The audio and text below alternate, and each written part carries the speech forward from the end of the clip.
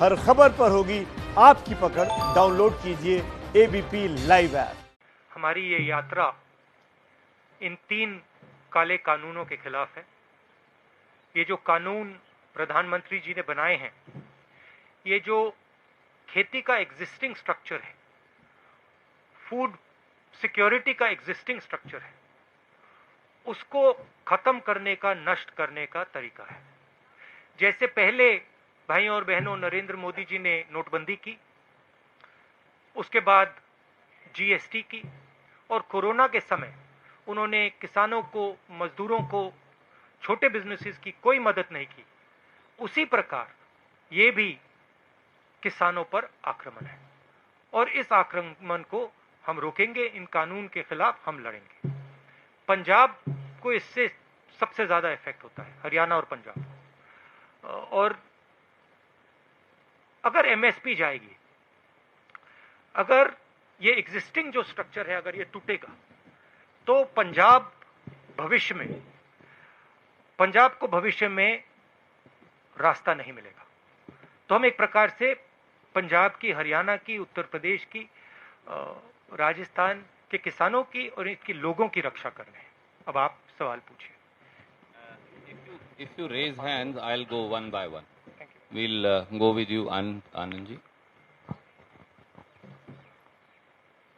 Just wait for the mic. You raise hands, I'll note down, and then we'll do it in an orderly fashion. Rahul ji, you are on the खेती बचाओ mission, but before this आप Beti Bachao mission में थे, हाथरस जा रहे थे। हमारे सामने हमने देखा था पुलिस ने कैसे आपको धक्का दिया। उसके बाद प्रियंका जी के साथ हाथापाई हुई। करीब 500 कांग्रेस वर्कर्स के खिलाफ एफआईआर हो गई है, जर्नलिस्ट पे भी एफआईआर हो रही है। योगी सरकार के इस रवैये पर क्या कहेंगे सर? पूरे देश को धकेला जा रहा है, मारा जा रहा है, पीटा जा रहा है। मुझे थोड़ा सा धक्का लग गया तो क्या बड़ी बात है, कोई फर्क नहीं पड़ता। It's not big deal. हमारा काम है देश की जनता की रक्षा करना, देश के किसानों के साथ खड़ा होना हमारा काम है। ऐसी सरकार है, अगर हम खड़े होंगे धक्का लगेगा, लाठी लगेगी, ठीक, खा लेंगे लाठी, धक्का खा लेंगे, क्या है।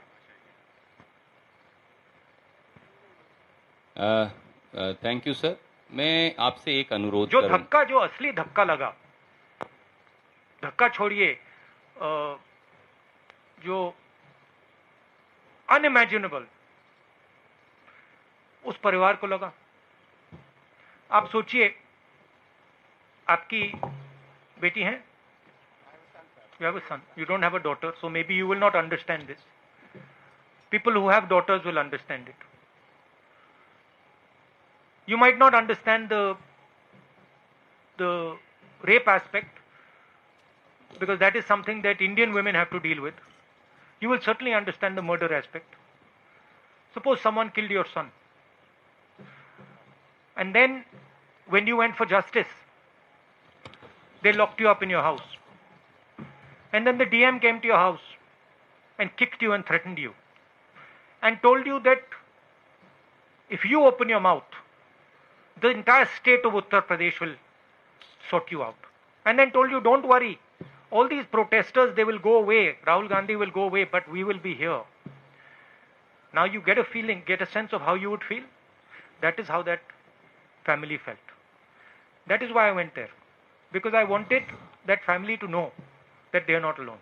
मैं इसलिए वहां गया था और मैंने परिवार से कहा, मैं सिर्फ आपके लिए नहीं आया हूं, मैं आपकी बेटी के लिए आया हूं, आपके लिए आया हूं, मगर मैं देश में जो लाखों महिलाएं हैं जिनके साथ रोज कोई ना कोई बदतमीजी होती है, हजारों महिलाएं हैं जिनका रेप होता है, मैं उनके लिए भी यहां आया हूं। इंटरेस्टिंग बात यह है कि बच्चे का रेप होता है, मर्डर होता है, पूरा एडमिनिस्ट्रेशन परिवार पर आक्रमण करता है और देश के प्रधानमंत्री एक शब्द नहीं कहते। इंटरेस्टिंग बात है। Thank you sir. May I make one request, आप कोई भी प्रश्न पूछ सकते हैं, स्वागत है, क्योंकि राहुल जी ने सुओ मोटो में 3 किसान बिलों की आपसे चर्चा की है पहले उससे जुड़े सवाल ले लें और फिर कोई और प्रश्न हो तो वो लेंगे।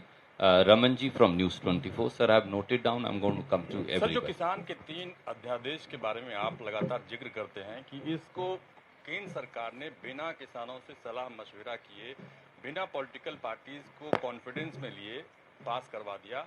अब चूंकि पंजाब में, हरियाणा के कुछ भागों में भी आंदोलन हो रहा है, लेकिन नरेंद्र मोदी या उनकी सरकार के लोग हमेशा इसका मजाक उड़ाते हैं। वो कहते हैं कि राहुल गांधी ट्रैक्टर यात्रा कर रहे हैं, लेकिन ट्रैक्टर पर गद्दा लगा कर यात्रा कर रहे हैं। वो किसानों की क्या बात करेंगे? और अगर वाकई किसान परेशान हैं देश के दूसरे हिस्सों में, वहां कोई बात क्यों नहीं करता, वहां कोई आंदोलन क्यों नहीं हो रहा? देखिए, बात क्या है। पहले आपने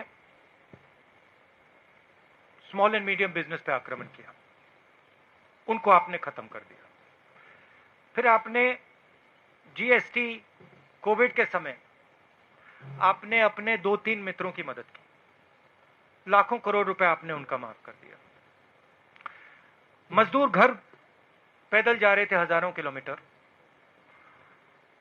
पानी नहीं था, भोजन नहीं था, आपने एक शब्द नहीं बोला। उनको आपने वार्निंग ही नहीं दी, एक दिन वार्निंग नहीं दी। कमरे में बैठे आपने कहा लॉकडाउन होगा, लॉकडाउन कर दिया, मर गए वो। 100-200 लोग वैसे ही मर गए। आपने जो देश की रीढ़ की हड्डी है, जो इस देश को रोजगार देती है, स्मॉल एंड मीडियम बिजनेसेस को खत्म कर दिया है। ये देश, और आप देखना, मैंने फरवरी में कोरोना की बात की थी, उन्होंने कहा राहुल गांधी मजाक कर रहे हैं। अब देखिए, समझ किसको है किसको नहीं है। एक व्यक्ति आपको कह रहा है, फरवरी में कह रहा है कि कोरोना से हिंदुस्तान की इकोनॉमी, हिंदुस्तान के लोगों पर बहुत जबरदस्त चोट लगने वाली है, और दूसरा व्यक्ति कह रहा है 22 दिन में ये लड़ाई जीती जाएगी। समझ किसको है ये तो आपको जज करना है, मैं तो नहीं कहूंगा। एक व्यक्ति कहता है 22 दिन में लड़ाई खत्म हो जाएगी, उसको यह भी नहीं मालूम कि कोरोना है क्या, देश क्या है, कैसे चलता है। उस टाइम भी मेरा मजाक उड़ा रहे थे, और अब मैं आपको बता रहा हूं, और आप लिख के ले लीजिए, आज भी मजाक उड़ाएंगे, मगर 6 महीने बाद याद रखना जो मैं आज कह रहा हूं। 2 चीजें आपसे कहूंगा। पहली बात, यह देश अपने युवाओं को रोजगार नहीं दे पाएगा। नरेंद्र मोदी ने ढांचा तोड़ दिया है। अब नरेंद्र मोदी खेती के ढांचे को तोड़ने जा रहा है। अगर नरेंद्र मोदी ने खेती के ढांचे को तोड़ दिया तो एक तरफ रोजगार नहीं मिलेगा, दूसरी तरफ भोजन नहीं मिलेगा। ठीक है, अभी मेरा मजाक उड़ाएंगे, उड़ाने दो। 6 महीने बाद, जैसे आज मैं फरवरी की बात कर रहा हूं, 6 महीने बाद आप देख लेना। ठीक है, ये सिस्टम है, ये फूड सिक्योरिटी का सिस्टम है, एमएसपी है, फूड डिस्ट्रीब्यूशन सिस्टम है, प्रोक्योरमेंट सिस्टम है, मंडियां हैं। ये एक प्रकार से किसान का, फूड सिक्योरिटी का एक किला है, ये प्रोटेक्ट करता है। किले में कमियां हैं, मैं ये नहीं कह रहा हूं कमियां नहीं, कम मंडियां हैं, करप्शन है, इंफ्रास्ट्रक्चर बेहतर होना चाहिए। मगर किले को अगर आपने तोड़ दिया तो किसान बच नहीं सकता। अब नरेंद्र मोदी किले को क्यों तोड़ रहे हैं? नरेंद्र मोदी ने जीएसटी क्यों की? नरेंद्र मोदी ने डिमोनेटाइजेशन क्यों किया? नरेंद्र मोदी जी ने कोरोना के समय गरीबों की मदद क्यों नहीं की? 2 नाम दे सकता हूं आपको, अंबानी, अदानी। ये ट्रायंगुलर ग्रुप है, अदानी, मोदी, अंबानी। और नरेंद्र मोदी का काम रास्ता साफ करने का है। उनको ऑर्डर दिया गया है कि स्मॉल एंड मीडियम बिजनेसेस को खत्म करो, किसानों को खत्म करो, मजदूरों को खत्म करो, और हमारे लिए रास्ता खोलो। अब मजाक कौन कर रहा है ये आपको डिसाइड करना है। Raman ji, I'll come back to you. We have to. I'll come back to you. We'll give you a second एक question. सेकंड, क्या भाई?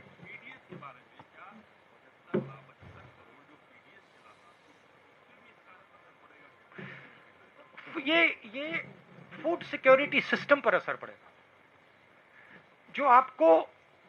जब आप अनाज खरीदते हो मार्केट में, आप खरीदते हो, जो आपको प्राइस मिलती है वो प्राइस आपको इसलिए मिलती है क्योंकि ये स्ट्रक्चर है। जब गरीब व्यक्ति को राशन दिया जाता है वो राशन इसलिए दिया जाता है क्योंकि ये स्ट्रक्चर है। अगर आप स्ट्रक्चर को ही तोड़ देंगे तो आने वाले समय में आपसे भी ज्यादा पैसा लिया जाएगा। सिर्फ देखिए, लोगों ने कहा हाँ ठीक है जीएसटी कर दी तो हमारा क्या नुकसान है। स्मॉल मीडियम बिजनेसेस को नुकसान होगा, मगर जो कंज्यूमर है उसको क्या नुकसान होगा? बट नुकसान होगा क्योंकि जब वो कोलैप्स करेगा आप कोलैप्स करोगे। तो हिंदुस्तान में सब चीजें कनेक्टेड है, और अगर आप एक चीज को छुओगे तो दूसरी चीज पे इफेक्ट पड़ेगा। मैं दूसरा उदाहरण देता हूं। नरेंद्र मोदी जी ने कहा हिंदुस्तान की जमीन किसी ने नहीं ली, सुना होगा आपने। ऑपोजिशन लीडर्स को कहा हिंदुस्तान की जमीन किसी ने नहीं ली। 1200 स्क्वायर किलोमीटर चाइना ने हमारी जमीन ले रखी है। कैसे ली? क्योंकि चाइना को मालूम है कि यह व्यक्ति जो ऊपर बैठा है यह सिर्फ अपनी इमेज की रक्षा करता है। यह अपनी इमेज बचाने के लिए 1200 स्क्वायर किलोमीटर जमीन हमें दे देगा।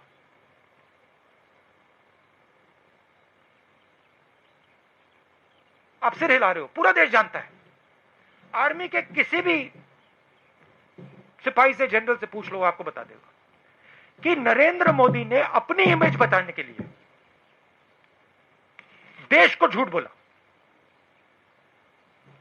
भारत माता की बात करते हैं, भारत माता के 1200 स्क्वायर किलोमीटर नरेंद्र मोदी ने चाइना को दे दिए अपनी इमेज बचाने के लिए। रियलिटी है, मानो ना मानो। इसके बारे में नरेंद्र मोदी क्या बोलते हैं? आप कभी बुलाइए उनको प्रेस कॉन्फ्रेंस में, ऐसे खुल के बुलाइए, बात कीजिए उनसे। वो आपसे इतना डरते क्यों है? Thank you. I'll come to you, Bhai Sahab. Can we have Ramandeep from Punjab Kesari Jagbani? I'll come back. मैं बताता हूं वो क्यों डरते हैं आपसे। मैंने बात सोची, रीजन एक ही है। चाइना से भी वो इस कारण डरते हैं और आपसे भी इस कारण डरते हैं। वो सोचते हैं चाइना हमारी इमेज खराब कर देगा, वो सोचते हैं ये जर्नलिस्ट हमारी इमेज खराब कर देंगे। नरेंद्र मोदी जी को सिर्फ अपनी इमेज में इंटरेस्ट है। टनल में जाएंगे, अकेले जाएंगे, वेविंग हो जाएगी, मीडिया पे पूरी मोनोपोली है। सोचते हैं कि भैया मीडिया दिखाएगा मुझे टनल में। तो उनको सिर्फ अपनी इमेज से ऑब्सेशन है। जो भारत में हो रहा है उससे कुछ लेना देना नहीं। मेरी फीलिंग है कि शायद नरेंद्र मोदी ये जो 3 कानून है इनको समझते ही नहीं। मेरी असेसमेंट है। जी राहुल जी, आप लगातार कह रहे हैं कि जीएसटी, लॉकडाउन और नोटबंदी ये गवर्नमेंट का फेलियर है, but on the opposite side BJP का कहना है कि ये हमारी अचीवमेंट है। वो दूसरी बार जीतने का भी हवाला देते हैं कि इसके बावजूद हमने इलेक्शन जीती। तो ये नजरिया अलग अलग क्यों है? और आपके अच्छा बताइए, ये जो चाइना को 1200 किलोमीटर दिया है ये भी इनका अचीवमेंट है क्या? नहीं, बीजेपी बोल रही है सर ऐसा कि ये बोल रही है कि उनका अचीवमेंट है कि 1200 स्क्वायर किलोमीटर हमने चाइना को दे दिया। उसका नहीं, जीएसटी का, नोटबंदी का या लॉकडाउन का। बीजेपी का ये कहना है कि जीएसटी आई या नोटबंदी आई कि उसके फायदे हुए, और उसका जो रेफरेंस दे रहे हैं वो कि हम जीते हैं, इलेक्शन भी जीत रहे हैं। अगर पब्लिक में इतना रिवोल्ट था तो इसके बावजूद फिर इलेक्शन कैसे जीती? तो एक बात मुझे बताइए, आप मेरे से मत पूछिए, ठीक है? आप किसी भी स्मॉल बिजनेस वाले के पास चले जाइए, दुकानदार के पास चले जाइए और उससे पूछ लीजिए, उससे पूछिए भैया जीएसटी से आपका फायदा हुआ या नुकसान, अचीवमेंट है या फेलियर है। फिर उससे आप पूछिए भैया एक बात बताना, ये जो डिमोनेटाइजेशन है, 500,000 रुपए का नोट जो रद्दी किया था, ये अचीवमेंट था या ये फेलियर था? मुझसे क्यों पूछ रहे हो? आप जनता से पूछो, जनता बता देगी।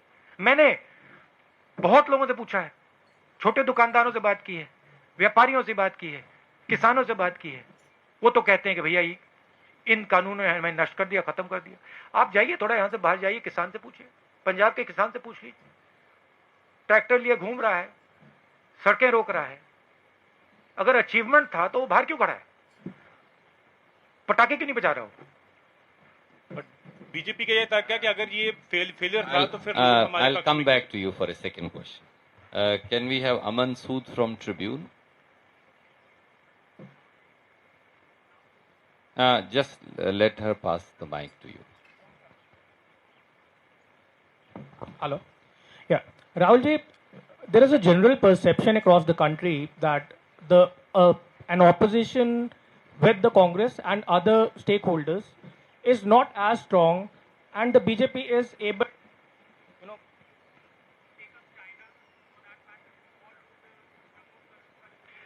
Can you put the mic?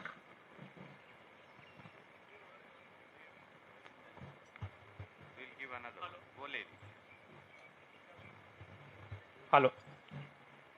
Yes. So they are saying that a weak opposition across the country, including the Congress. Do you think that the general perception that is it so that the BJP is doing everything that they can just because the opposition is not united across many states and especially in Delhi and at the center? See, an opposition in any country functions within a framework. What is that framework? The framework is the press. The framework is the judicial system. The framework are institutions that protect the voice of the people. This is the framework. That entire framework has been captured. The entire architecture of giving voice to the people of India is captured and controlled by the BJP. You know that. In fact, you come from one of the newspapers that exerts a little bit of independence. That's not the case with most TV channels and newspapers. So, if the entire architecture of institutional architecture is captured, then to say the opposition is weak, that's not really a correct statement. Give me a free press. Give me institutions that are free, and the government will not last. I don't have that. I can take proof, clear-cut proof of, for example, the Rafael deal. I can bring it to you. Don't show it. Right? So, at a certain level, frankly, you're also not doing your job. And it's okay for you to blame the opposition and say, well, the opposition is weak. But, my friend, you're also walking into slavery. Right? You're also walking into a place where you will become very uncomfortable. I'm fighting for it. You in your own way, I'm sure, are also fighting for it. But it is a bigger thing that has happened. Today, it's quite amazing. I don't think there is any other country in the world today where another country can occupy 1,200 square kilometers of its land and the media says nothing. Then I don't think there's any other country. I'm thinking about it. I think even in, the weakest country, they will make a noise. India, they don't make a noise. The whole thing's captured. I went to Uttar Pradesh. Girl is raped. Neck is broken. Administration is attacking her. Administration is attacking the family. It's amazing. It is the result of a complete capture of the soul of this country. And it's a forcible capture. If it was captured with affection, I would be the first to stand by it. But it's a forcible capture. That's what we are fighting. And you will see, this fight will become more and more aggressive. Thank you. Arun Singh ji.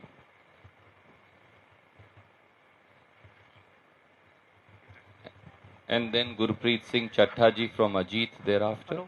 Hello Rahul ji, आप उत्तर प्रदेश गए, आप पंजाब आए हैं, आप lockdown के दौरान taxi driver से बात कर रहे थे।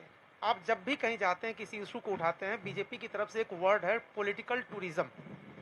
आपको ऐसा लगता है कि जब आप किसी कॉज को, किसी इशू को हाईलाइट करने की कोशिश करते हैं तो उससे डेविएट करने के लिए पॉलिटिकल टूरिज्म की बात आप करिए। अब उत्तर प्रदेश सरकार ये कह रही है कि एक इंटरनेशनल साजिश है यूपी सरकार को बदनाम करने की, जो कुछ हो रहा है वहां पर हाथरस में। या यहाँ पर आपसे सवाल ये पूछा जा रहा था कि गद्दी लगी थी, आप उस ट्रैक्टर पे बैठे थे। नहीं, मगर ये सवाल कभी नहीं पूछा जाएगा कि नरेंद्र मोदी ने 8,000 करोड़ रुपए के लिए 2 हवाई जहाज क्यों खरीदे। $1 बिलियन, 8,000 करोड़, उसमें कुशन छोड़िए, उसमें तो पलंग है पूरा। मतलब एक पलंग नहीं, 50 पलंग होंगे उसमें। ये नहीं कहते कि भैया हमारा जो प्रधानमंत्री है उसने 8,000 करोड़ रुपए का जहाज खरीदा। क्यों? क्योंकि उसके मित्र ट्रंप के पास जहाज है 8,000 करोड़ का, तो उसे भी चाहिए। ये नहीं कहते। ये कहते भैया राहुल गांधी, अमरिंदर सिंह जी गए, ट्रैक्टर पे बैठे थे, किसी ने कुशन लगा दिया। तो मैं वही कह रहा हूं, नैरेटिव चेंज हो जाता है। आप पॉलिटिकल टूरिज्म वर्ड इसको दिया जाता है। इसलिए मैं पूछ रहा हूं कि आप अगली बार जब कोई इशू उठाने की सोचते हैं तो इससे निपटने का क्या उपाय आपके पास है? क्योंकि देखो, मैं अपना काम करता हूं। मैंने जैसे बोला, मीडिया कैप्चर्ड है, इंस्टीट्यूशनल स्ट्रक्चर कैप्चर्ड है, उनका उधर डोमिनेंस है। मगर किसान पर जो अत्याचार करते हैं, छोटे दुकानदारों पर, स्मॉल मीडियम बिजनेसेस पे जो आक्रमण करते हैं, युवाओं के भविष्य पे आक्रमण जो करते हैं, उधर तो डोमिनेंस नहीं है ना। उधर मैं काम करता हूं। अब कहीं ना कहीं हिंदुस्तान के युवा को दिखेगा कि भाई यहां पे नरेंद्र मोदी जी टनल में वेविंग कर रहे हैं, मगर मुझे खाने को नहीं। किस बात की वेविंग कर रहे हैं वो टनल में, जब मुझे खाने को नहीं है, मेरे पास रोजगार नहीं है, मुझे भविष्य नहीं दिख रहा। तो कभी ना कभी रियलिटी, सच्चाई तो बाहर आती है ना। मैं पेशेंट आदमी हूं, रुक जाऊंगा थोड़ी देर। शुक्रिया। Can we have Gurpreet Singh ji from Ajit? Sir, मैं माइक देता हूं आपको। हेलो सर, जैसे आपकी पार्टी बोलती है, आपके वर्कर बोलते हैं कि आप जब सत्ता में आए, आपकी सरकार कांग्रेस बनती है तो 3 बिल हैं जो आपने बोला कि हमने वो बंद कर देंगे। अगर वो बंद भी कर देते हैं, जो पोजीशन अभी है, कैप्टन साहब यहाँ बैठे हैं, पहले भी पोजीशन खराब है, खुदकुशियां हो रही हैं, उसके लिए आपके पास प्लान क्या है किसानी को बचाने के लिए? हमारे अगर मैनिफेस्टो को आप पढ़ें, और उसकी कॉपी मैं दे सकता हूं, उसमें क्लियरली लिखा है कि जो फूड सिक्योरिटी का सिस्टम है उसको हम स्ट्रेंथन करेंगे। आज 40 किलोमीटर के रेडियस में मंडी होती है, हम 4 किलोमीटर के रेडियस में मंडी लगाएंगे। हम इस सिस्टम को, जो इसकी कमियां हैं, उसको सुधारने की कोशिश करेंगे। मगर हम इस सिस्टम को तोड़ेंगे नहीं, क्योंकि हम जानते हैं कि अगर हमने ये सिस्टम तोड़ दिया तो किसान गया। अब सिंपलिस्टिक बात है, नरेंद्र मोदी जी को शायद समझ ही नहीं है, पता नहीं। अगर आपने सिस्टम तोड़ दिया, अगर पूरा एग्रीकल्चर का आपने सिस्टम ही तोड़ दिया, तो फिर किसान की प्रोटेक्शन कहां रही? तो हमारी जो फिलॉसफी थी कि हम जानते हैं कि मंडियों में कमी है, हम जानते हैं कि वहां पे करप्शन है, बट हम इस सिस्टम को रिफॉर्म करना चाहते हैं। वो कॉम्प्लिकेटेड मामला है, आसान मामला नहीं है। नरेंद्र मोदी जी जो सच्चा चैलेंज है उसको एक्सेप्ट नहीं करना चाहते। नरेंद्र मोदी कहते भैया इसको तो मैं उड़ा देता हूं। अब black money is a difficult challenge. Narendra Modi उस चैलेंज को एक्सेप्ट नहीं करना चाहते, कहते मैंने नोटबंदी कर दी, खत्म हो गया, क्या लगा। तो बहाना है। अमरिंदर सिंह जी अभी बैठे हैं, अभी हमने मीटिंग की अंदर, पंजाब के युवाओं को रोजगार दिलवा रहे हैं। सिंपल मामला नहीं है, कैची फ्रेजेस से रिजॉल्व नहीं होता, काफी कॉम्प्लिकेटेड बात अंदर चल रही है। ऐसे करेंगे, ये करना है, वो करना है। तो हिंदुस्तान को ये रियलिटी एक्सेप्ट करनी पड़ेगी, सच्चाई एक्सेप्ट करनी पड़ेगी। Mohammed from NDTV and then Rohit from Bhaskar.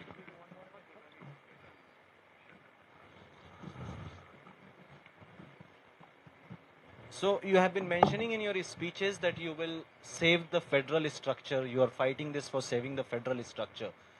In 1970s, the Punjabi Suba movement in Punjab was also for strengthening the federal structure, and it was crushed, and partly it is blamed on Congress party also. So why Punjab and Punjabis should trust you on this? Punjabis should see my actions.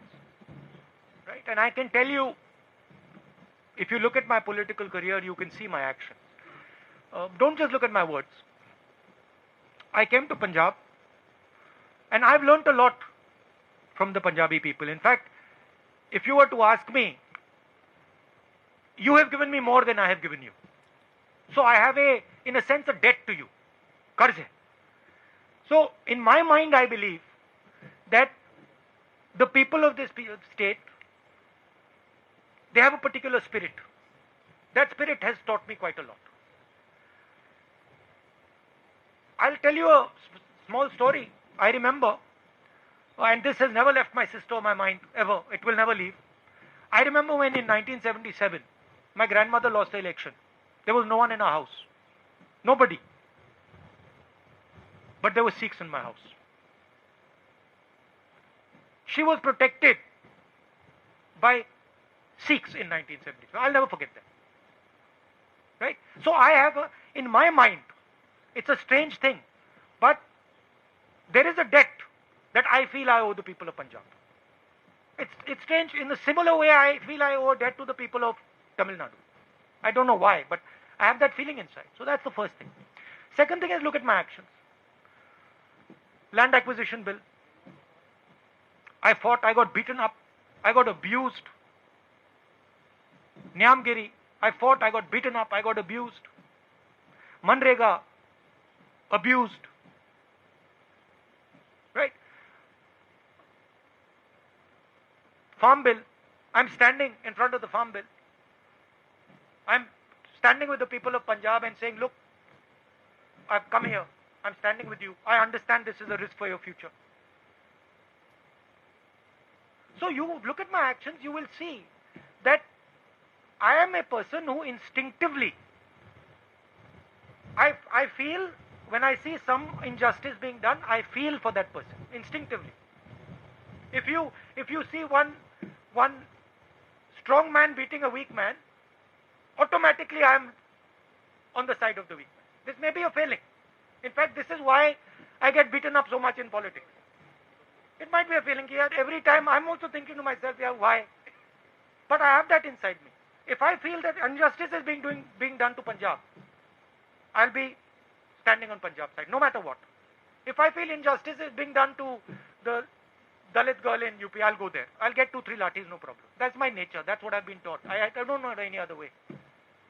And frankly, I can see right now that my political path would have been much easier if I didn't have this. अगर ये मेरे अंदर नहीं होता, but वो है, अब मैं उसको कैसे निकालूं? That's why people of Punjab should trust me. Thank you, sir. Rohit from Bhaskar.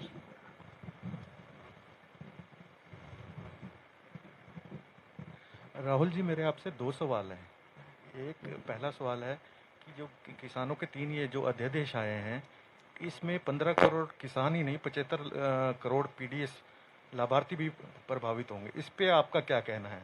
दूसरा, मोदी जी ये कहते हैं कि भाई ये जो अध्यादेश आ रहे हैं इससे किसानों को फायदा होगा, मंडी नहीं खत्म होगी, तो फिर दिक्कत क्या है? अगर किसानों को फायदा होता तो नरेंद्र मोदी जी ने पार्लियामेंट हाउस में डिबेट क्यों नहीं कराई? उधर वो भी बोलते, हम भी बोलते। अगर फायदा होता तो कोरोना के समय जब वो जानते हैं कि किसान बाहर नहीं आ पाएगा, हम हरियाणा जा रहे हैं, आज सरकार कह रही है कोरोना का समय, जब वो जानते हैं कि किसान रेजिस्ट नहीं कर पाएगा, तो उन्होंने ये बिल क्यों पास किया?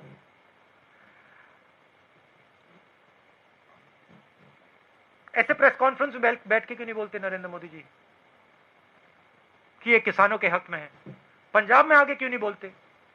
पंजाब के किसानों के साथ खड़े होकर क्यों नहीं बोलते? पहला सवाल, जैसे मैंने कहा, ये एक सिस्टम है।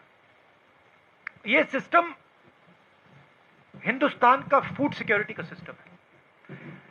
इससे सिर्फ किसानों का नुकसान नहीं होगा, इससे कंज्यूमर का भी नुकसान होगा। एंड में किसान की जमीन जाएगी, उसको सही दाम नहीं मिलेगा। नरेंद्र मोदी जी कहते हैं मंडी की कोई जरूरत नहीं, हजारों मंडी है हिंदुस्तान में, मंडियों में वर्कर काम करते हैं, स्मॉल ट्रेडर्स हैं, किसान जाता है, लोडर्स होते हैं, लाखों में होंगे हिंदुस्तान में, उनका क्या होगा? अंबानी जी, अदानी जी ऑटोमेट कर देंगे, मशीनें लगा देंगे। ये जो लाखों लोग हैं जो आज एग्रीकल्चरल सिस्टम में काम करते हैं, इनका क्या होगा? ये सब गुलाम बनेंगे। तो ये रियलिटी है। Thank you sir. अब एक बात, आप सबका बहुत बहुत धन्यवाद। आपने मुझसे इतने सवाल पूछे, मगर इनको तो आपने स्कॉट फ्री छोड़ दिया। तो इनसे भी 2-3 सवाल पूछ लीजिए। आदरणीय अमरिंदर सिंह जी, विशाल भाई, please take the mic. Sir, आप दोनों से ही है। नरेंद्र मोदी कहते हैं कि इच्छा शक्ति की कमी थी, इसीलिए उन्होंने 3 जो बिल थे वो लागू कर दिए जब टनल पे गए थे। तो उसके बाद क्योंकि पिछली सरकारें इनको लागू नहीं कर पाई थी और लगातार ही सवाल खड़े हो रहे हैं, चाहे स्टेट का मैनिफेस्टो, इलेक्शन मैनिफेस्टो था, चाहे 19 में आपका मैनिफेस्टो था, कि एपीएमसी एक्ट को आपने बड़े जोर शोर से वहां पे उठाया था। तो क्या लगता है कि आने वाले समय में इसको पूरी तरह डिमोलिश कर दिया जाएगा, या अभी भी आप मैनिफेस्टो के ऊपर खड़े हुए हो? देखिए, हमारे मैनिफेस्टो में क्लियर था कि हम एग्रीकल्चरल सिस्टम को डेवलप करेंगे। अगर आप 4 पॉइंट्स थे शायद, उसमें अगर आप पॉइंट्स देखें तो उसमें हमने कहा था हम फार्मर्स मार्केट डेवलप करेंगे। उसमें हमने कहा था कि हर 4 किलोमीटर हमें हम मंडी लगाएंगे। उसमें हमने कहा था कि हम infrastructure, farm to fork infrastructure बनाएंगे। हमने ये कहीं नहीं कहा था कि हम पूरे के पूरे फूड सिक्योरिटी सिस्टम को नष्ट कर देंगे। नरेंद्र मोदी जी ने इन 3 कानून के साथ पूरे के पूरे फूड सिक्योरिटी सिस्टम को नष्ट कर दिया है। इसलिए पंजाब का किसान खड़ा है, इसलिए हम यहां प्रेस कॉन्फ्रेंस कर रहे हैं। सर, सेशन बुला रहे हैं जल्दी इसको लेके। You'll have to take one question. Can we go to Kanchan from the Indian Express? Session वाला सर बता दीजिए जरा। स्पेशल सेशन बुलाया जा रहा है जी, इसको लेके। यस, स्पेशल सेशन भी प्लस लीगल जो भी करना पड़ेगा हम करेंगे। और जो आदरणीय राहुल जी ने कहा, अगर आप 2019 का कांग्रेस का घोषणा पत्र देखेंगे तो उसका बिंदु नंबर 7 क्लॉज नंबर 12 अगर पढ़ेंगे तो वहां फार्मर्स मार्केट का पूरा खाका दिया गया। धन्यवाद। कंचन जी। Rahul ji, Yogi, the CM of UP, has said that Hathras rape was an international conspiracy. What do you think about that? And another question is that the Akalis have asked you 5 questions here in Punjab. The gist is that what were you doing abroad when the farm bills were passed in the parliament? You were not even here for the farmers. My mother had gone for a medical checkup, and my sister couldn't go with her because some members of her staff had COVID. So that is why I was with my mother, helping her through a medical checkup. I'm her son also, after all, and I have to look after my mother. Thank you. And they were, and madam, they were supporting that ordinance. The other thing is, yeah, of course, which the Kalis won't tell you, is that they have worked with the BJP. उनके साथ BJP साथ उन्होंने सालों काम किया है, और जब ये 3 बिल पास हो रहे थे उनकी मदद अकाली दल कर रही थी। तो वो तो पूरा पंजाब का किसान जानता है। आपका दूसरा सवाल क्या था? About the Hathras rape being a international conspiracy, Yogi ji has said. I mean, Yogi ji is entitled to his opinion. He's more than welcome to imagine whatever he wants to imagine. What I saw there was a lovely girl was molested. Her neck was broken. Her family was threatened. And the people who did it, no action was taken against them. If Mr. Yogi sees an international conspiracy, well, that's fine. That's his prerogative. What I saw was a tragedy. The Chief Minister of Uttar Pradesh should have had the decency to say, this is a tragedy, and I will look into it and I will protect this family and this girl. ABP News, आपको रखे आगे।